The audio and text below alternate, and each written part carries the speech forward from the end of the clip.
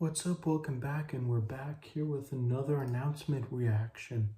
So, today, the 50th anniversary of A New Hope, re-release got announced. Well, we already knew that they were going to do one because earlier this year, shortly after the 20th anniversary of Revenge of the Sith, they announced that it was going to come out on April 30th, but,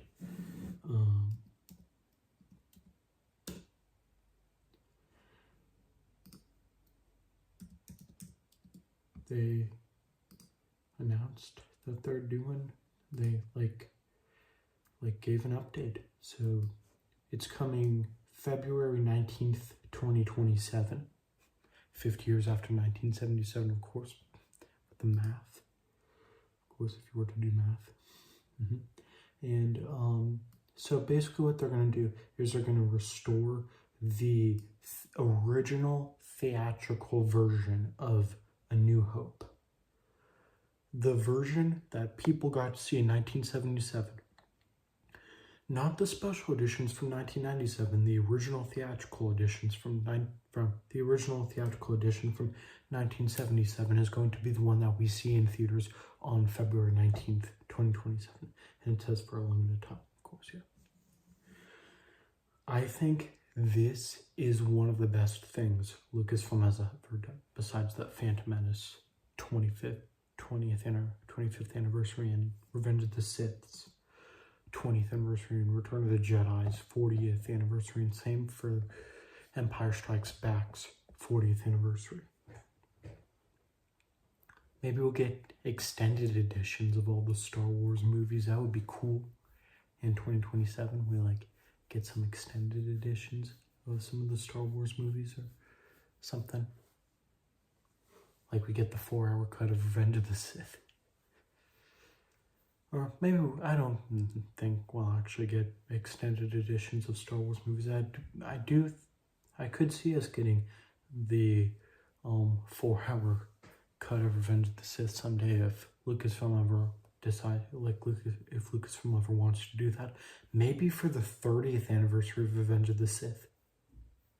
That'd be pretty cool. 30 years to celebrate Revenge of the Sith. They're like, we're coming out with the 4-hour cut and we're releasing it in theaters and then we're releasing it on Disney Plus. That'd be pretty cool. Who would go to the theaters and watch a 30th anniversary? Who would go to the theaters and watch a 4-hour cut of Revenge of the Sith? I would. I might do that.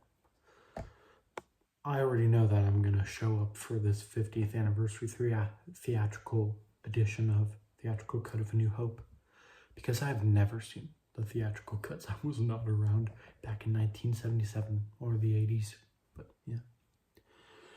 But I don't think this is going to be the only one they do. I think February 19th, 2027, they're doing the New Hope theatrical re-release. They're doing the re-release of A New Hope in February 19th, 2027. And then I think a few months after that, in a few months from now, they're going to announce that they're doing one for The Empire Strikes Back.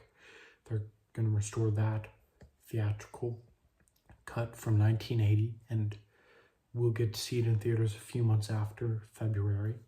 Who knows? Yeah, maybe later in the year.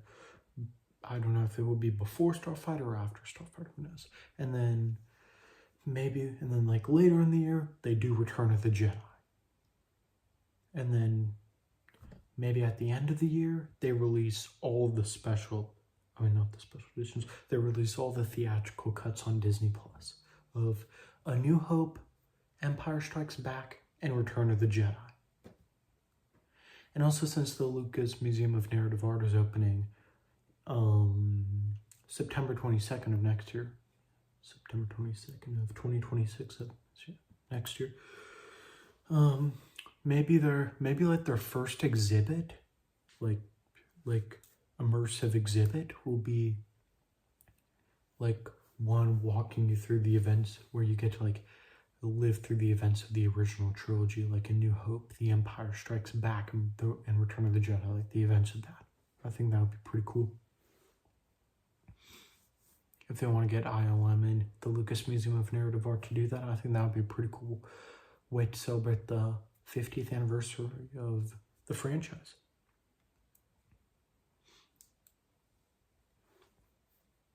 yeah, I think that would be pretty cool. And then after they do the theatrical cuts of this, like, of A New Hope and stuff, like, after we get the theatrical cuts, we'll let it, like, simmer for a while. Like, great, we can watch the theatrical cuts on Disney Plus. Like, we can choose between which ones we want to watch. We'll let that simmer for a while, watch those a few hundred times maybe, I don't know how many, but yeah.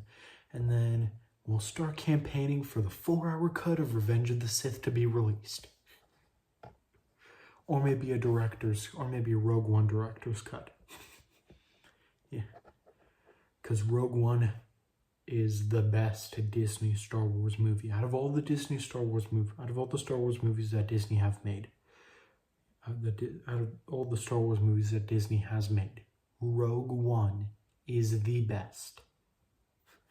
And we're going to be going to the theaters, watching the theatrical cut, and we're going to be thinking about Rogue One while we're watching A New Hope. But back in 1977, when they were watching the theatrical cut, they weren't even thinking about Rogue One because they didn't even know what Rogue One was. Rogue One wasn't even a thought back in 1977. Back on May 25th, 1977. Nobody even knew about The Empire Strikes Back. Nobody even knew about the Emperor, about Emperor Palpatine. So that's how crazy things were back in 1977 compared to now. Or, well, how crazy things are now compared to 1977. Nobody even knew about Yoda back in 1977. They found out about him in 1980 in The Empire Strikes Back when we were first introduced to him. But out of the original trilogy, my favorite is Return of the Jedi. Out of the original trilogy movies, my favorite is Return of the Jedi.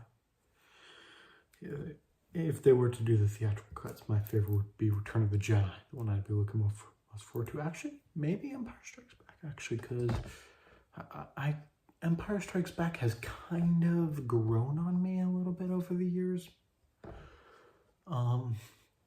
It might be a competition between Empire Strikes Back and Return of the Jedi. Right now, my ranking for the Star Wars movies is, at number 1, I have Revenge of the Sith.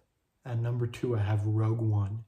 And at number 3, I have Return of the Jedi. But part of me has been thinking about maybe changing it up to Empire Strikes Back. I have to see which theatrical version I like better. Like, theatrical cut I like better. Do I like the Empire Strikes Back theatrical cut more? Or do I like the Return of the Jedi theatrical cut more? That would be my deciding factor on which Star Wars movie to have it. My number 3 is my guaranteed number 3. And then maybe after, maybe in 2027, I'll do maybe I'll do a ranking of the theatrical cuts. That would be cool if they release each theatrical cut, if they restore each of them to 4K. I think that's basically what they're gonna do, because they're talking about restoration in here. So, and it says it's gonna be a year-long release. So that's why I think they're gonna do the entire year-long 50th anniversary celebration. So that's why I think they're going to do the entirety of the original trilogy. If they do that, then at the end of the year, I might do a video talking about what I liked about the theatrical cuts and what I didn't like. If there's stuff that I didn't like, yeah. And then that's also what I would do for Rogue One if they ever were to release a director's cut for Rogue One. Same for Revenge of the Sith, if they were ever to release a 4-hour cut of Revenge of the Sith. That's what I would do. Because I'd be really looking forward to those stuff, to supporting them.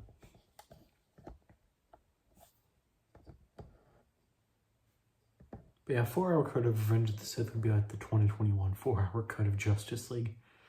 That's literally what it would be like. Yeah.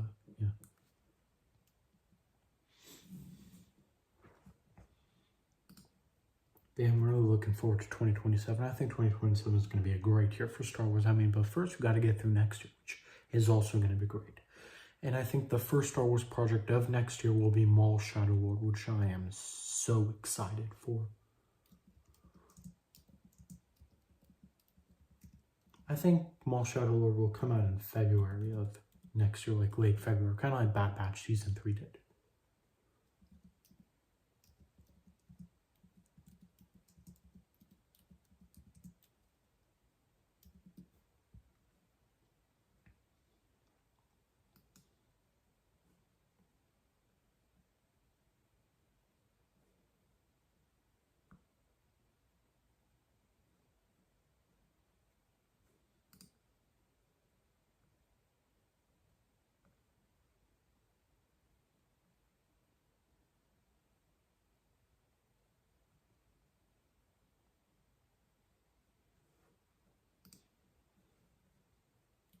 Yeah, speaking of that, when I was just talking about the 4-hour cut of Justice League, I gotta watch that sometime.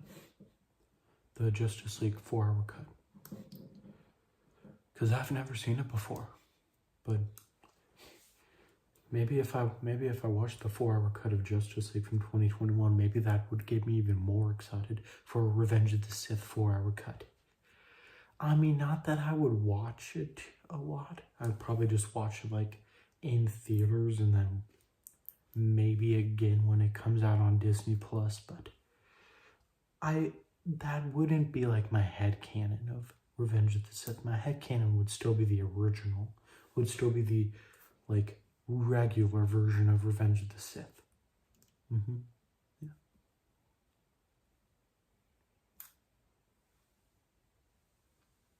Same for Rogue One. If they were to do a Rogue One director's cut, that wouldn't be my headcanon version of Rogue One. It would be the version we got in 2016. Because that was the best version of Rogue One.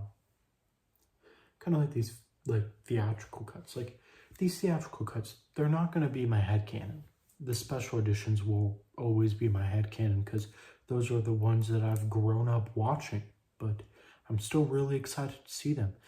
But I just have to prepare myself for when A New Hope opens and it doesn't say Episode 4 A New Hope, it just says Star Wars, because that's what happened. That's what it said in 1977. It did not say Star Wars Episode 4 A New Hope. All it said was Star Wars. Nobody called it A New Hope. That wasn't until 1980 when The Empire Strikes Back came out. I am your father. Yeah.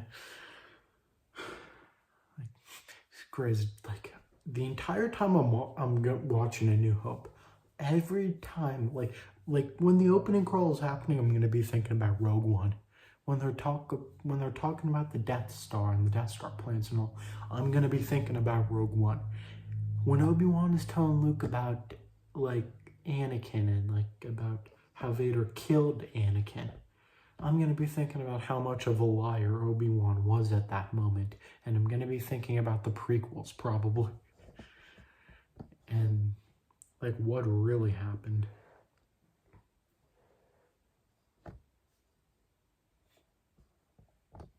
Yeah, I'm just so excited for the theatrical, for the re-release of A New Hope. We haven't even gotten to this yet, but we're getting to this now.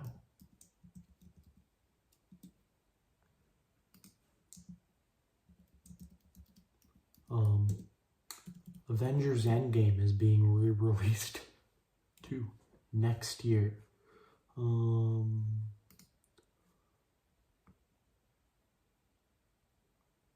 September 25th.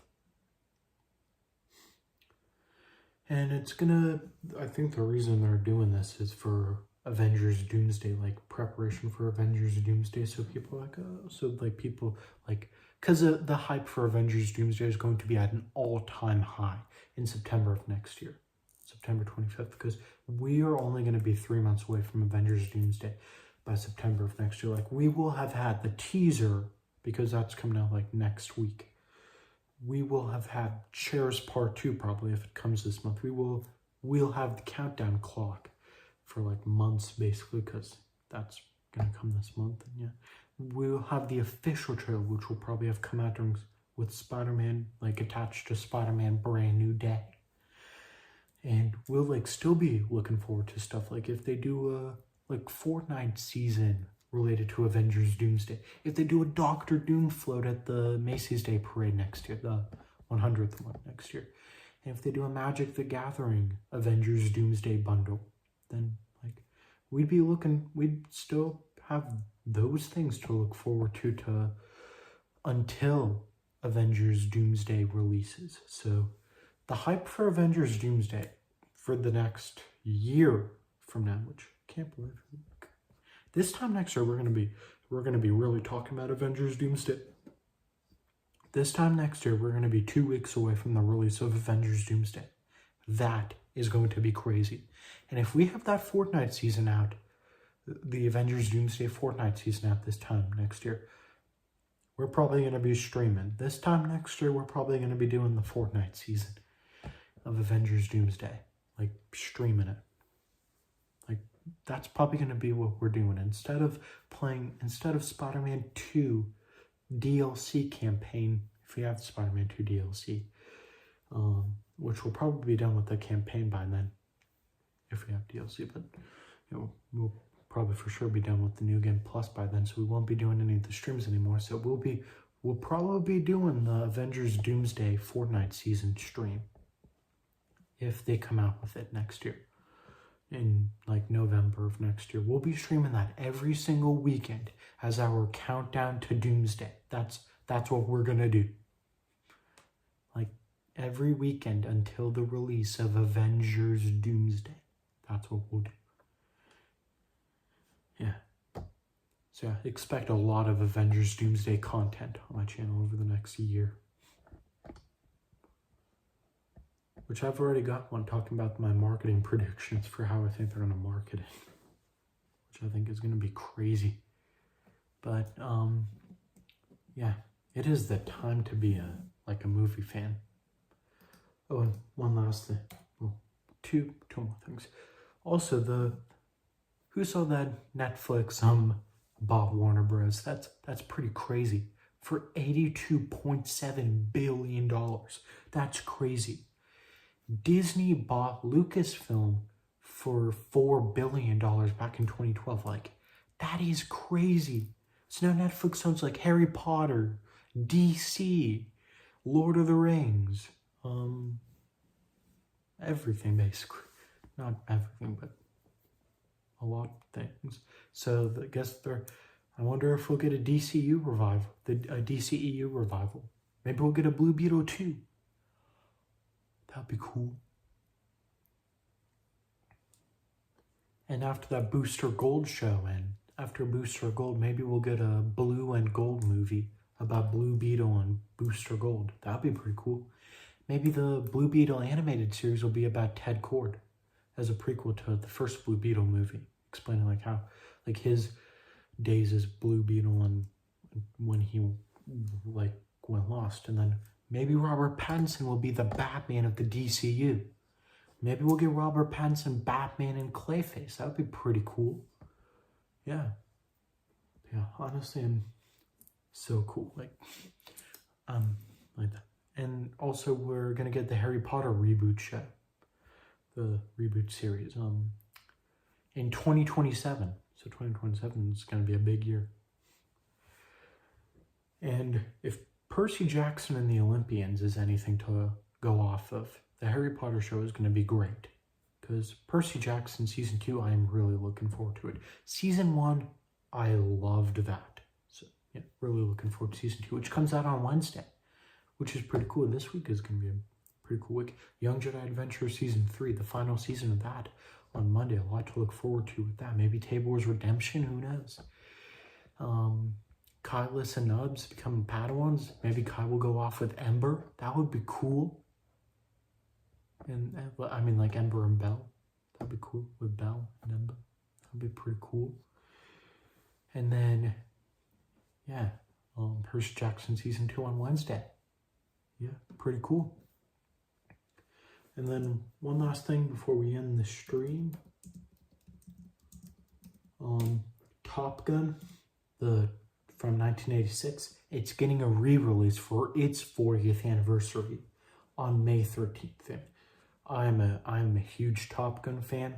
The first Top Gun movie, I loved it. It's classic. So why don't you love classics?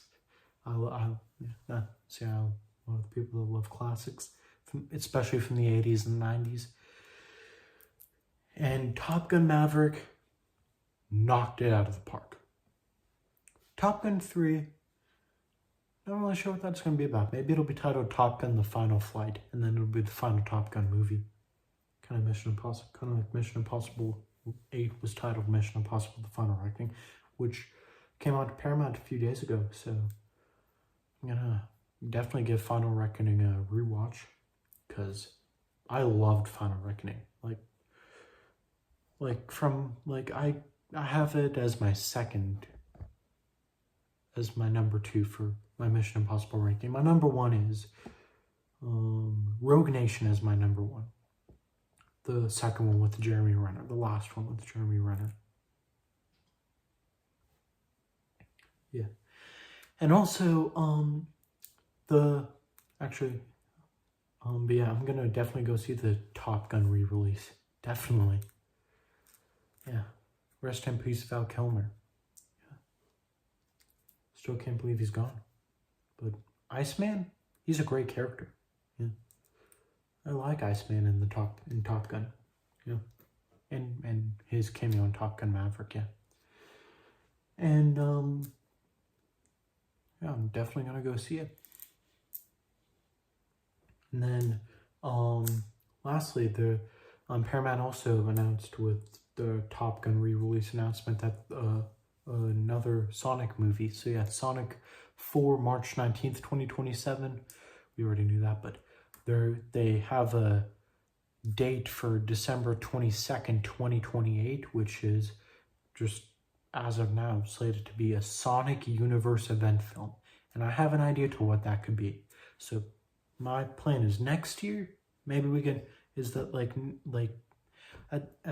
in the second half of next year, we get Knuckles Season 2 to kind of explain the cliffhanger from Sonic 3, showing Knuckles and Wade on an adventure again, looking for Sonic this time. And then that leads in, and then the Knuckles Season 2 ends with them discovering the location of Sonic. And then Sonic 4 is all about the group going to find Sonic, and meanwhile Sonic and Amy Rose going up against Metal Sonic and whoever created Metal Sonic. Yeah. Maybe Stone did. Maybe Stone created Metal Sonic. Yeah. To get revenge over Robotnik's death. Because I don't think Robotnik is coming back. I think Robotnik had a great ending at the end of Sonic 3. I don't think they'll undo that. And then I think the December 22nd, 2028 movie will be titled Sonic and Shadow. I think it'll be Shadow's return, because they teased him in the post-credit scene of Sonic 3.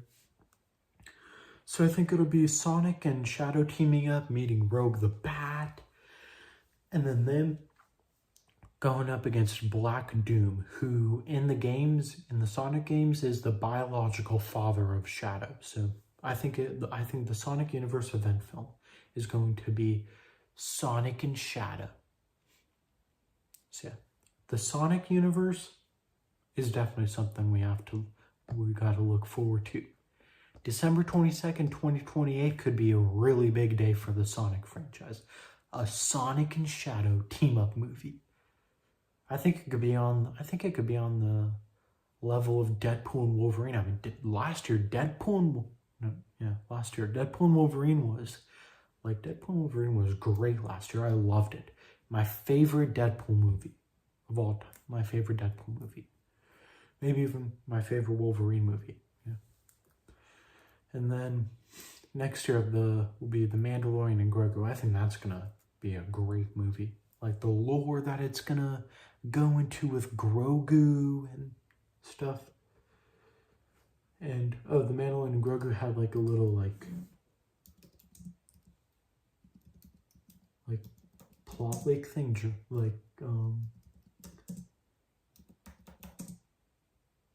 it had a little plot leak few days ago from a Blu-ray, and it's translated from German, but what it says is, the evil empire has been defeated, and the remnants of its forces scattered to the far corners of the galaxy. Yet some of the former commanders of this dark era still cling to their power, and have since become dangerous warlords who continually challenge the peace upheld by the New Republic. To track down and neutralize these cells, Din Djarin, together with his apprentice Grogu, who after his Jedi training has joined the Mandalorians, supports the new government.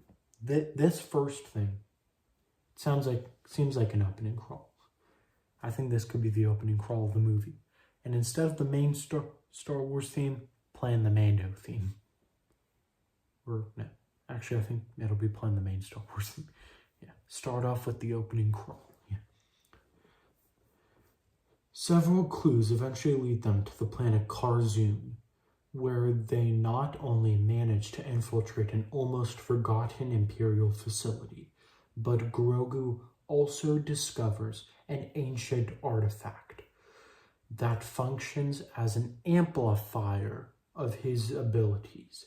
Unable to control these new powers, Grogu becomes the target of Imperial agents who begin preparing a coordinated assault on the New Republic, seeing in the small being their opportunity to destroy the enemies of the Empire in a single strike. I think the Mandalorian and Grogu could have connections to Project Necromancer, so I think maybe we could get Brendel Hux in the Mandalorian and Grogu, another Shadow Council meeting. I think the Mandalorian and Grogu will end with a Shadow Council meeting with Thrawn coming in. I think that would be so cool for the ending of the Mandalorian and Grogu, teasing a second movie. And also teasing Ahsoka Season 2. And whatever Mando, Grogu, and Zeb face in the Mandalorian and Grogu, I think Zeb's going to go off and warn Hera and Ezra about that in Ahsoka Season 2. Which, like, the connections between Ahsoka Season 2 and the Mandalorian and Grogu are going to be crazy. Yeah. And I got a theory video as to what I think Grogu's amplifier ancient artifact is. I think it's going to be crazy. Yeah. I think the Mandalorian and Grogu is going to be a great way for them to continue the stories and stuff, like the story of Mando and Grogu. But I don't think Karzoon, God, sounds like Cardoon. I don't think Karzoon is going to be the ice planet. I think the ice planet could be Starkiller Base, the snow planet. Yeah. But yeah, that'll be the end of the stream. So yeah, right now I'll do my closing and say bye. Make sure to hit the notification bell, and subscribe. Until next time, guys. Bye.